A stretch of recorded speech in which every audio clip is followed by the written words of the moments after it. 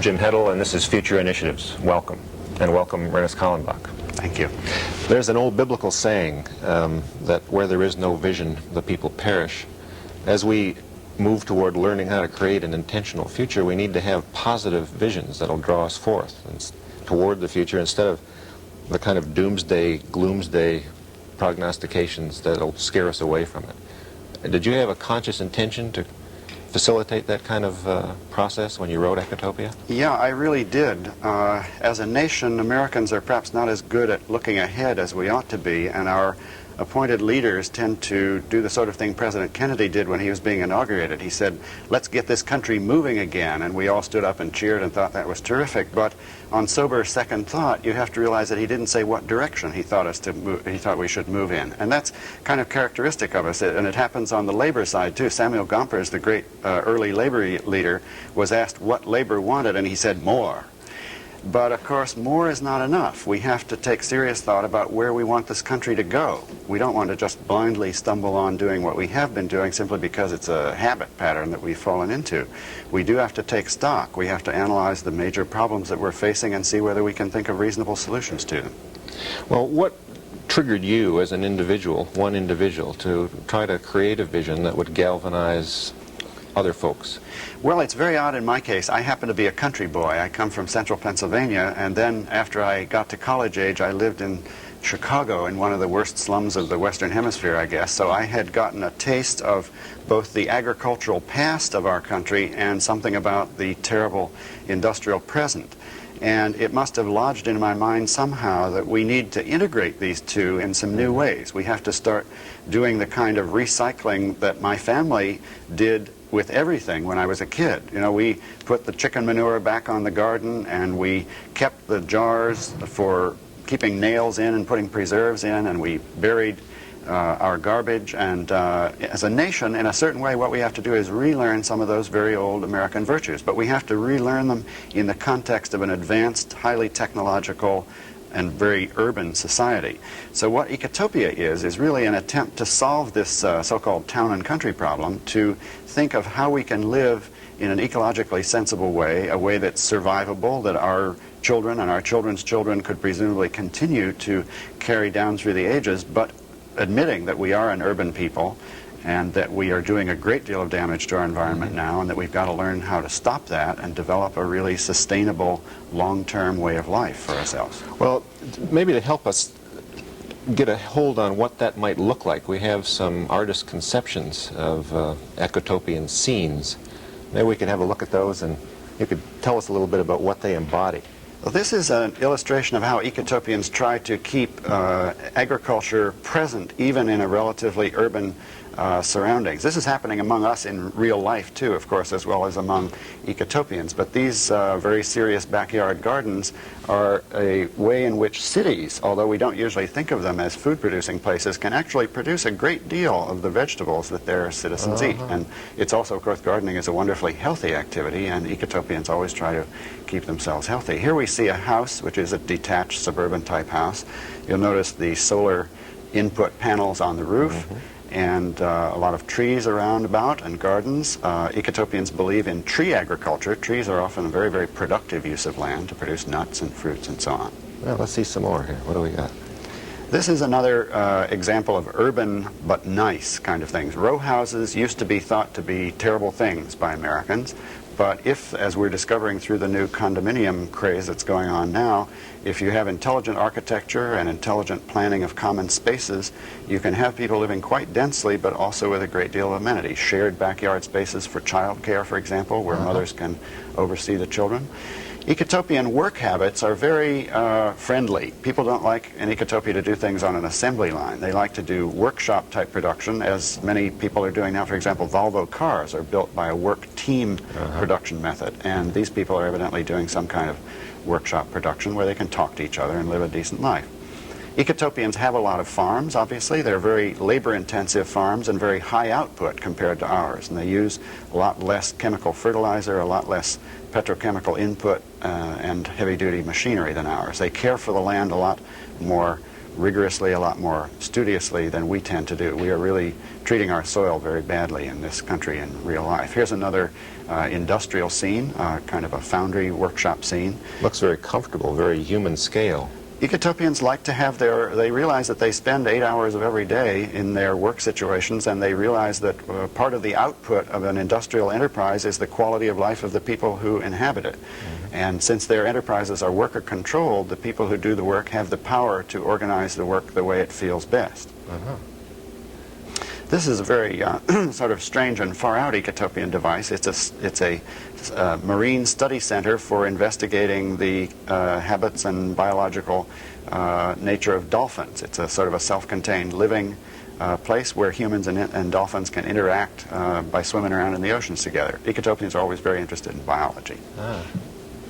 Well, let's talk, we've talked a little bit about the character of the society itself, but what kind of people live there? What is an ecotopian like? Well, ecotopians, for one thing, are very playful, as you just saw in that slide. They like to play even with dolphins, but they especially like to play with each other. They like to have a life that's enriched by a lot of argument, a lot of discussion about their emotional lives, about the things that are happening between the people. They don't like to live by, sort of unconscious habit. They try to be conscious about what's happening between them and to discuss it and arrange it so that everybody feels as comfortable as possible about it. What are some of the values that shape ecotopian behavior?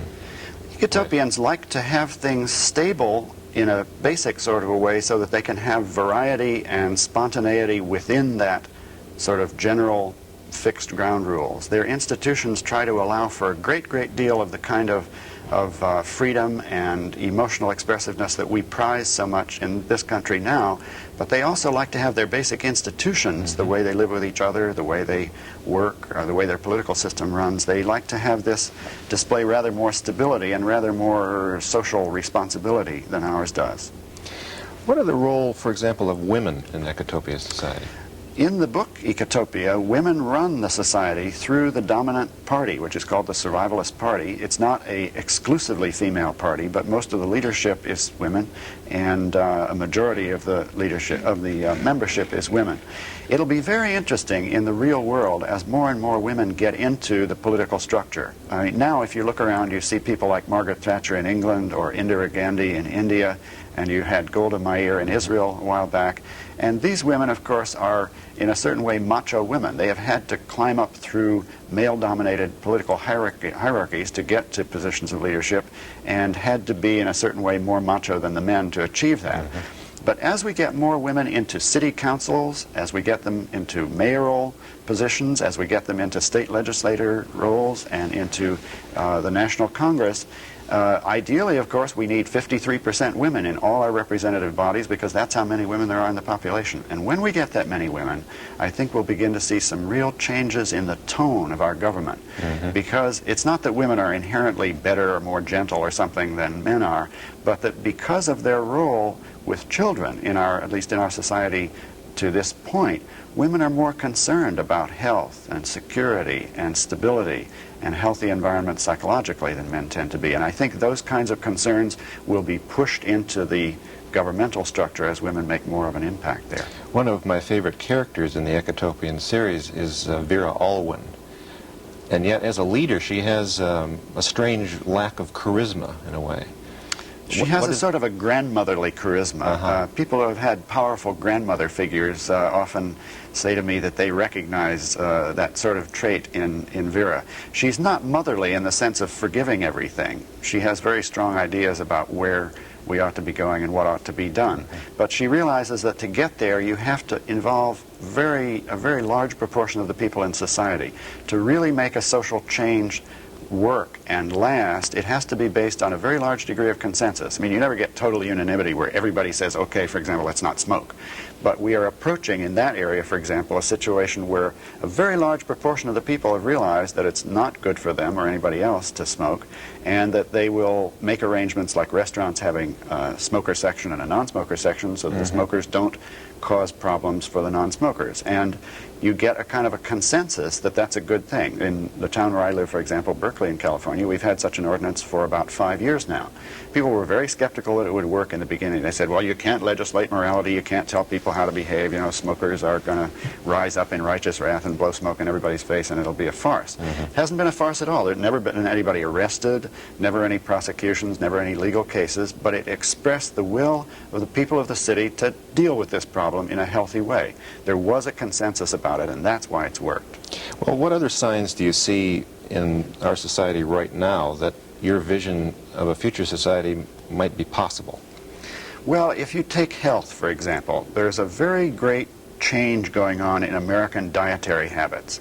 Since World War II, with the growth of national advertising for foods, with the growth of the fast food chains and so on, there's been a big tendency to homogenize our diets on a terribly defective level. You know, if you go into a McDonald's, there is no single vegetable available there except potatoes, because iceberg lettuce is not really a real vegetable. Its nutritive value is about the same as wet cardboard.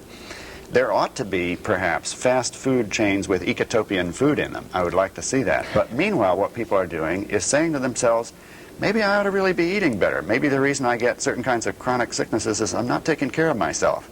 Maybe I'm exposing myself to heart attacks and so on by eating a lot of red fatty meat and, you know, rich cheeses and baked goods that are full of lard and so on. Maybe I ought to really take thought about that, because eating is one of the things that we all have in our control. You know, you walk down the supermarket aisle, you either pick it up or you don't pick it up. Nobody has to help you. You can do it entirely on your own. The way you cook it, if you eat more raw foods, for example, that's in your power. And thinking about your diet, whether people become whole hog, can you say that about vegetarians? Whether they become total vegetarians or simply move away from heavy red meat toward more chicken and fish and vegetables and fruits. There's a whole range of choices we can make. And we are making these choices. We're really taking some better care of ourselves these days. That's at the individual level. I'm wondering, given the range and scope of the issues that face us on a global scale, pollution, population, the inequitable distribution of wealth globally, things like that, do you see signs that these apparently discouraging and overwhelming problems are going to be dealable with? It's very hard to say what will happen with the so-called underdeveloped world. There may not be a great deal that we of the developed world can actually do about it. A lot of it has to do with their population trends, and most of these are very dismal. In South America, in Asia, and in Africa, far too many people are trying to exist on a very slender and diminishing land base. And there may be terrible famines on the globe in the next decade or so. Or at least there are now, and there will always be hundreds of millions of people who are not eating enough. The reasons for that, however, are not really that the planet is not capable of producing enough grain, particularly, to feed the people who are here and who are likely to be here. The reason is, as Frances Moore-Lappé has demonstrated in her work, that we are not distributing the food that is there in an equitable manner. We're taking a lot of this grain, feeding it to animals, selling those animals to relatively rich people, so that the poor people who are actually caring for the animals are not getting the grain that they ought to be getting. So it's a political problem, it's a social problem, and not really an agricultural or technical problem. Well, now you as an artist, as a writer, do you feel as though your small voice raising these kinds of issues in the form of novels that some people read is going to have an impact on changing our world? Some, because the way things are done in the world is a result of a whole combination of factors. Some of them are economic factors, some of them are technological factors, but many of them are what you might loosely call moral factors, the way in which people think it's right to live. There was a time in this country when the prevalent morality was you saw a forest, you whipped in and chopped it down and moved on. You saw a piece of agricultural land, you farmed it to death for 10 years, and then you found another patch of land further on and you moved to that. You saw a fishery, salmon or something like that, you caught every blessed fish you could and then figured out what to do after that. We are now moving into a kind of a steady state or stable state morality where we look at the salmon fishery, for example, and say, hey, it would really be nice if we could contrive things so that there was a steady population of salmon and we only caught as many as are reproduced yearly so that the salmon fishery can go on indefinitely providing wonderful salmon for people down the years and not exterminate it the way we have tended to do. And that kind of principle applies in a whole range of areas of our life. We're beginning to face the fact that we've been fouling our own nest. We've been depleting resources that are not really replaceable. And so we're having to learn a whole range of new tricks about conservation of other species, about the preservation of habitats, about minimizing our own impact on other species.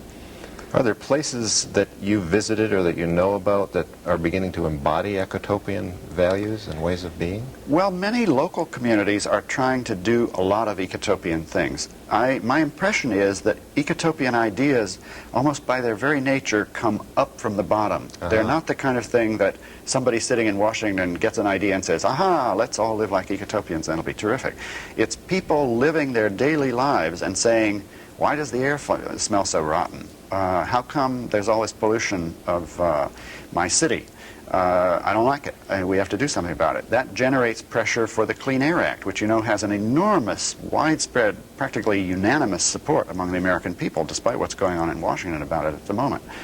And they look at their food supply and they say, what is all this stuff on the labels? Maybe we can get rid of some of those things, or if not, we'll have to buy food at natural food stores.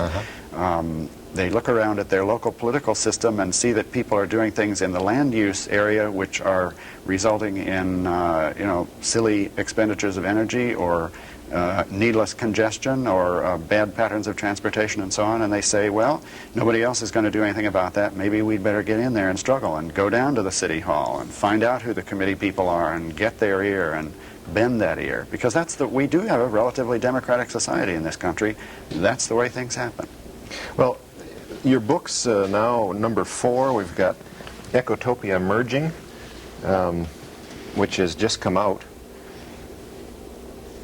And we've got the Ecotopian Sketchbook, which is a kind of coloring book to help people get a sense of what it might look like. And then for people who want to know how to really get down to business, there's the Ecotopian Encyclopedia, a survival guide for the 80s.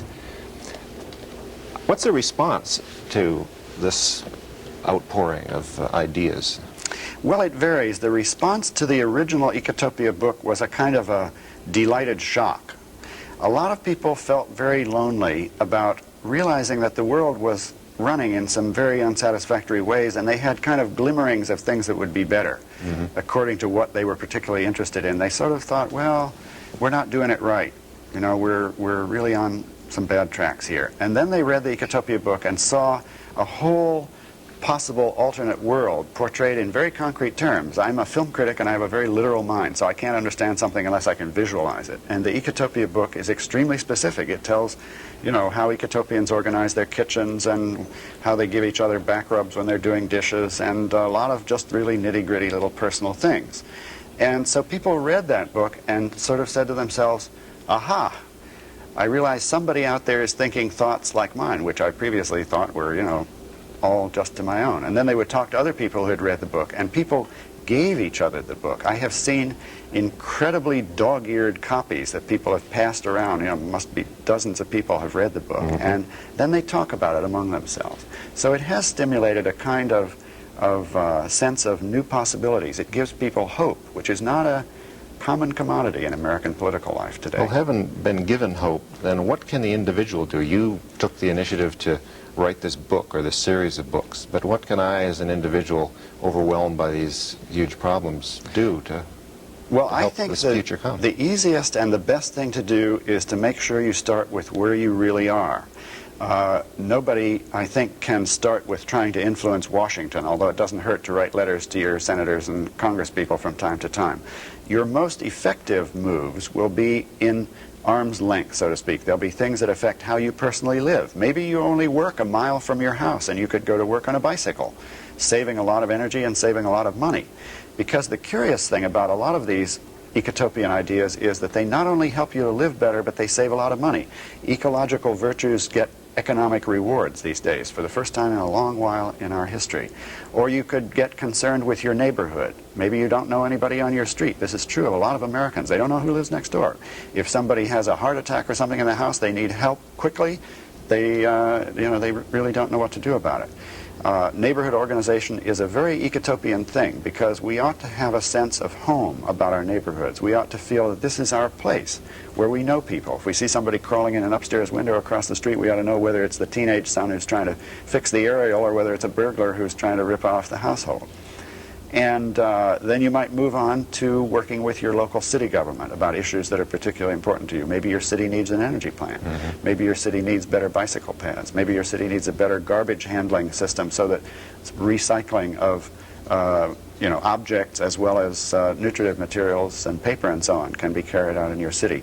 The wonderful thing about this particular era is that there is so much work to be done to improve our world from an ecotopian standpoint that we could never get it all done if we devoted 24 hours a day to it. So that if people say to me, well, what should I do? I kind of am at a loss, because the way I look at it, the problem is how can you pick out of all this vast mass of things that ought to be done one thing that you can really have some impact on. But I think we can all do that if we look around. So you seem to be saying that all the actions of individuals working on their block or in their household can add up to a major impact on the society that we live in. Yeah. People tend to feel powerless. They think about voting, for example. Well, I only have one vote and there are 220 million Americans, so why bother? That's really an illusion. Everything that we do matters. If you stop eating one kind of food and start eating another kind of food, and a million other people do the same sort of thing, the supermarket chains and the food suppliers and the farmers are going to have to respond to that. We've just seen a very dramatic illustration of that kind of thing in the automobile industry. Americans suddenly got convinced, well, it wasn't so suddenly, Americans got convinced that cars ought to have better mileage. Detroit was building cars that do not get very good mileage and do not last very well, and Americans noticed that Japanese cars were better. And the American automobile industry has virtually collapsed as a result of this. Now, this is a massive impact. No government said, Detroit, you're bad boys, we're going to... In fact, the government has been leaning over backwards to allow Detroit to go on polluting our atmosphere and making cars, the 5-mile-an-hour bumper crash regulations have been relaxed so that you have a $300 bill if you happen to back into a telephone pole. The industry has gotten enormous allowances from the government, and they still haven't been able to convince people to buy their cars. That's a very dramatic example of the power of little people doing a lot of individual actions that amount to a massive social change. And if it's true about cars, it can be true about our government, because after all, what history is really, and this is what I was trying to do with Ecotopia Emerging, I was trying to dramatize how history really works. History is not basically a matter of dramatic leaders sitting in Washington, going on television and making dramatic speeches. They do that in response to things that have already happened down on the farm and back home in the cities, which shape and control the possibilities that they have. We really ultimately are in charge because we're so numerous and because we live in a country where we really do ultimately still have the power to affect what's going on.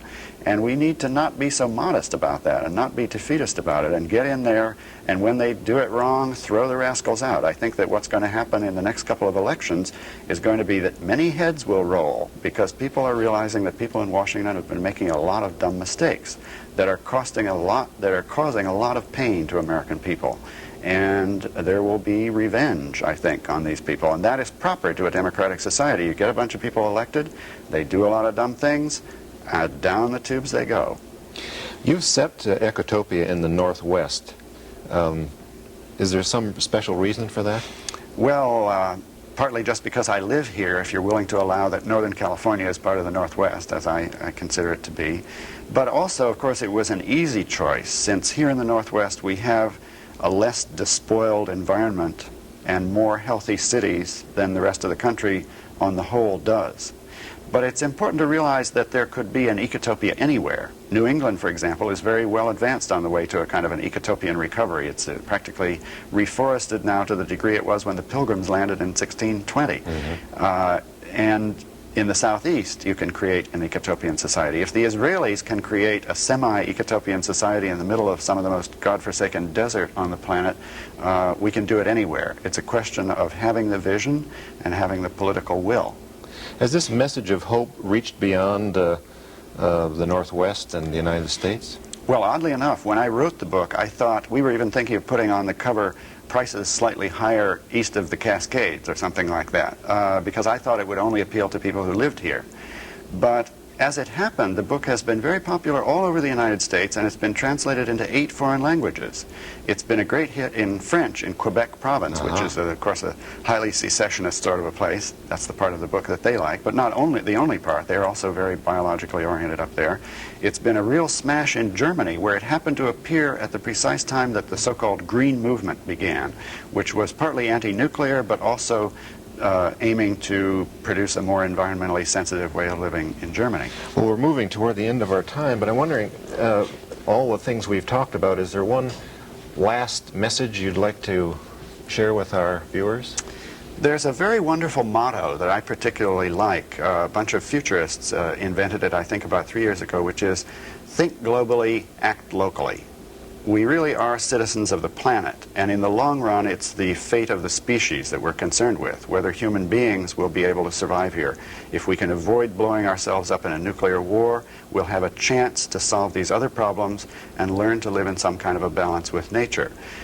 We have to think of ourselves as citizens of this little globe, our precious little green, wet planet that goes sailing through the abyss of space. If we can develop a sense of shared biological destiny, that we are this strange species that has miraculously evolved here, perhaps the only species anywhere in the universe that can talk and think, I think maybe that'll give us a better chance of getting through it all. Thanks for being with us, Ernest. And thank you. This is Future Initiatives.